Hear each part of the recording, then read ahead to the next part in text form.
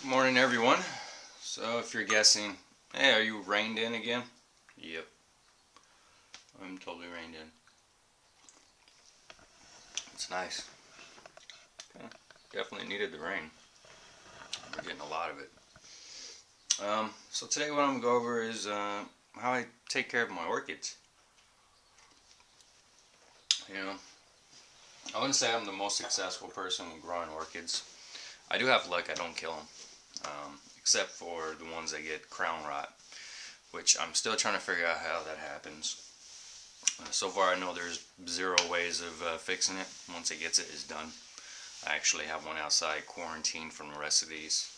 I'm still not even sure if it can even spread to other orchids, so I do need to do a little bit of research. Where I learned how to do my orchids is I read the book. It's one of those dummy books, and it was Orchids for Dummies. And it goes into great detail. Not so much how to care for them, to be honest. It just kind of helps you understand the science behind their growth so that you'll know how to treat them, how to take care of them. So, with that knowledge, I was able to figure out exactly how to grow them, how to take care for them. As you'll see here, most of these are Phalaenopsis. There you go. Now you can see them. Most are Phalaenopsis all the way around. It is one of my favorites. The Cymbidiums are outside. They like to be outdoors. They're not as finicky as, say, the Firecat, which is this guy right here. This is the Firecat. This one smells awesome. Yeah, it has a good smell. It smells like rose. And this one's doing pretty good. These little roots that they shoot out, these are called moth orchids, or moth roots. This is not a good example of it, but the Phalaenopsis, the roots are more pronounced than, say, this Firecat here. But I do have some new growth here, and with the Firecat, each new growth spurs a new flower. Okay, so each one of these start off with just this, comes up, and it flowers at the top. Now, a question I've received in the past is, when do you cut your stems? I never cut them. Okay, the plant tells you when you cut it, if you decide to cut it or not. Most of the time, I do not. Okay, let me show you why. So this was a Phalaenopsis that already bloomed. The flowers fell off, all the petals fell off, and I did not cut the stem because it's still green. Okay, and I don't know if you can see that, but this is new growth from the old shoot, from the old spike. So it's putting out a new spike from the old spike. If I were to have removed this, I would have not gotten the second spike. Most Phalaenopsis will give you a second spike off the old one before it dries and dies. Now, I'm not talking about the plant drying and dying, the spike will. See, this is a spike, so this flowered and this one dried. Okay, I can remove this. That's fine, it's not going to produce anymore. Okay, but the green ones, and this one's about to,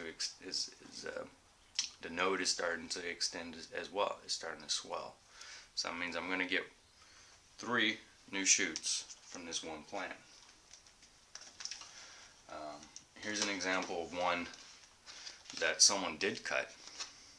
Okay, it's still green, and this one has been green for, how long have I had you? About a year. So the plant doesn't know that it should have already shed this. Okay, but I can't cut it because it's still green. So it's going to tell me when it's time to cut.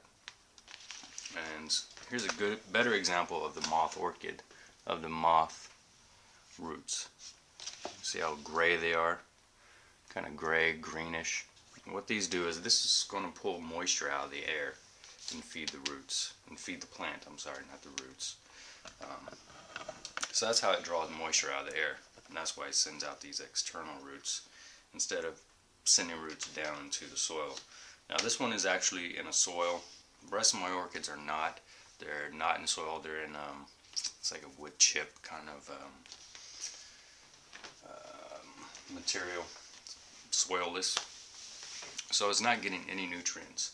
I don't know why, but someone put these in soil, and well, once they go in the soil, you can't really get them back out. Look at that one. That's a really pretty leaf. And this one's actually going to shoot out a spike. If you can see, let's see if we can find it on the camera. I doubt it. Right there, there's a tiny little bubble, a little swollen nub. So this one is about to flower. It's going to take a while, but it'll take about a month, and then I'll start seeing more growth on it. Let me show you a better example of a spike I haven't trimmed, but the plant is telling me it's time to trim it. But I'm not going to do it just yet.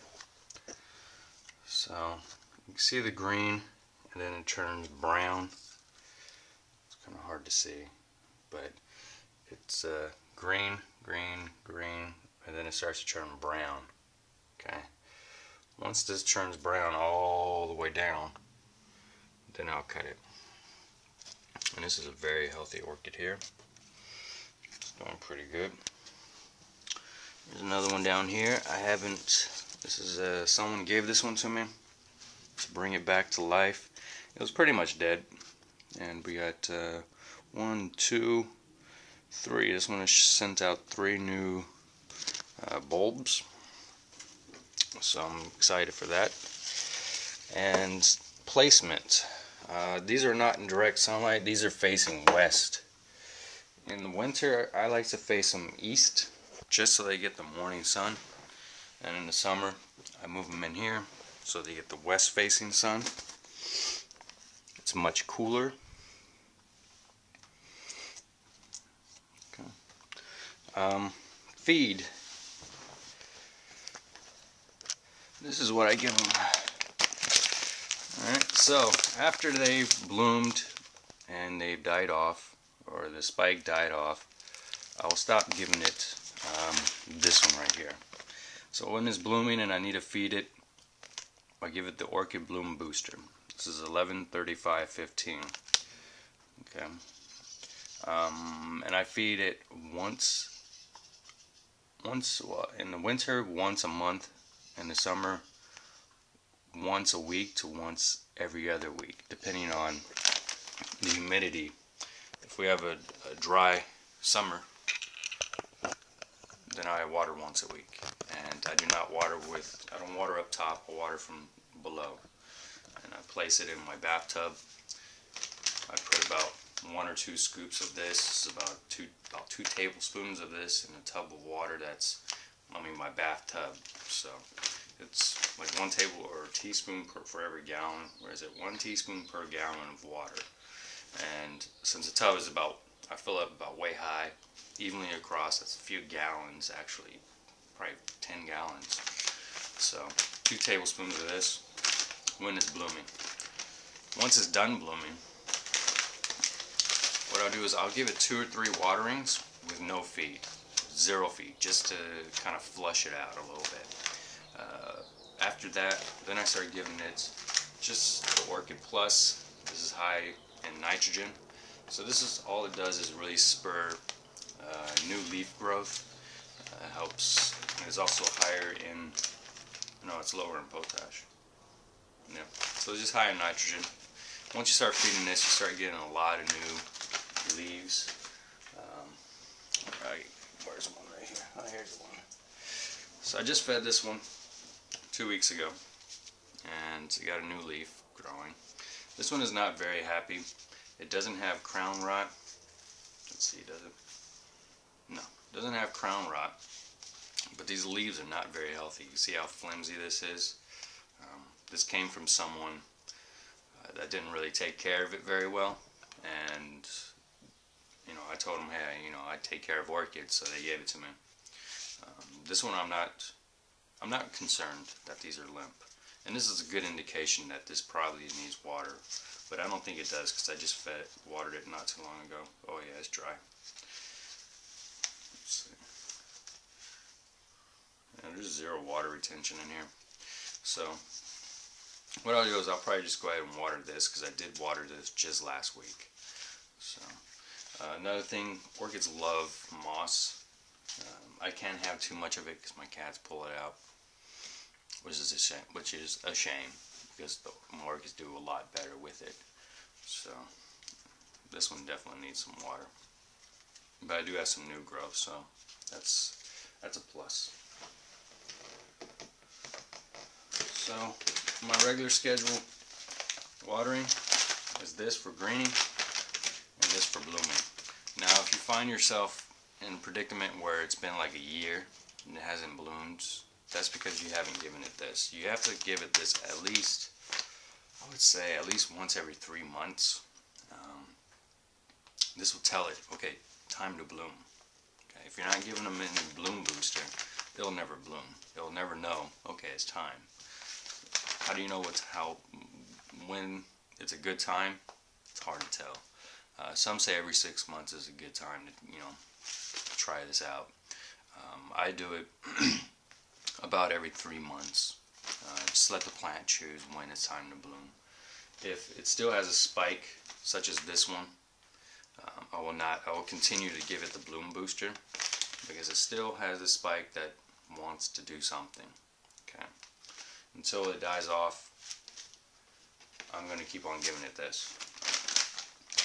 So yeah, I do have to do 2 different waterings, one for the ones that are blooming and then one for the ones that are not. Yeah, and that's it. I try, some people say put the orchids in your bathroom because of the humidity. I find that I get a lot of crown rot that way, so I don't do it anymore. I've lost a lot of orchids having them in the bathroom, sitting on the tub as a decoration, being decorative and pretty. And guaranteed always crown rot because there's no circulation, but there's tons of humidity, and the plant is just like, it's not the tropical forest where there's wind, there's breezes, there's air circulation. So, and then there's the humidity. Let's see, what else do we have? Yeah. So all of these orchids I've had pretty much for over a year. Some of them longer, 2 years. These larger ones, like this one, it's 2 years old. It's bloomed a few times. My fire cat, that's a fairly new one, and it's about to do. It's putting out a new shoot, like I showed you. So that will be blooming soon. I am going to experiment with the greenhouse and trying to get these in here, or the hoop house, and try to get them in there. I'm going to test out 1 or 2. Well, I'll start off with just 1 and see how it goes. I definitely would need to get some shade cloth. So once again, no direct sunlight. Reflective light is best. You want to place them either in an east-facing window or a west-facing window. No direct sunlight. Feed in the winter, water at least once a month. In the summer, depending on your climate, if it's dry, if there's very low humidity, temperatures, well, it depends if you have air conditioning. If you have air conditioning, you might, I don't know. You have to kind of gauge for yourself. I don't have air conditioning. I just open a window if it's hot. So if the temperatures get above 80 degrees and stay above 80 degrees solid for at least a week, I'll water that week. If, say, it's 80 degrees for 1 week, or 80 degrees for a few days, kind of 70-ish, 60s, kind of a mix, I'll let it go for a second week without watering. And that's summertime. Alright, and each time I feed. Each time.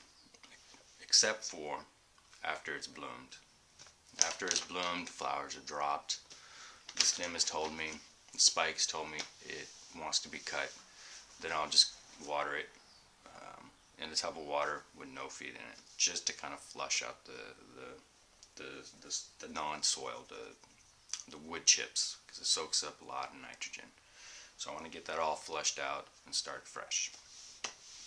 As for soil base, be careful. A lot of these soil bases have slow release orchid feed. I know this one did, so I held off on feeding it for the length of time that slow release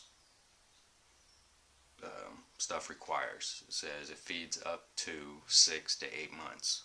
So this one didn't get, it got 0 feed from me for up to a year. I gave it a year, and now I start feeding it again. And this one also needs to be watered. You can see how floppy this area is. It looks like, you know, it's floppy. Shouldn't be like that. Should feel solid, hard. Okay, so I do need to actually water these. Alright, and soil base, I water them the same way from about a month. I would love to get those out of soil, but it's going to shock it too much to do that. Alright, well, I'm all reined in, so hope everyone else is having a great time. Doing whatever you do. Alright, oh, and the cracky setup, it's doing pretty good. Still got it. I've added water to it. Some distilled water, about 2 pints, and a little bit more feed. I don't know what I want to do with it. I don't want to kill it, but it's also marijuana, so I don't think I actually want that around my house. But it's interesting to see. Alright, everyone. Keep holding you. Stop holding your ears up. Peace out. If you guys don't hear from me, happy Mother's Day.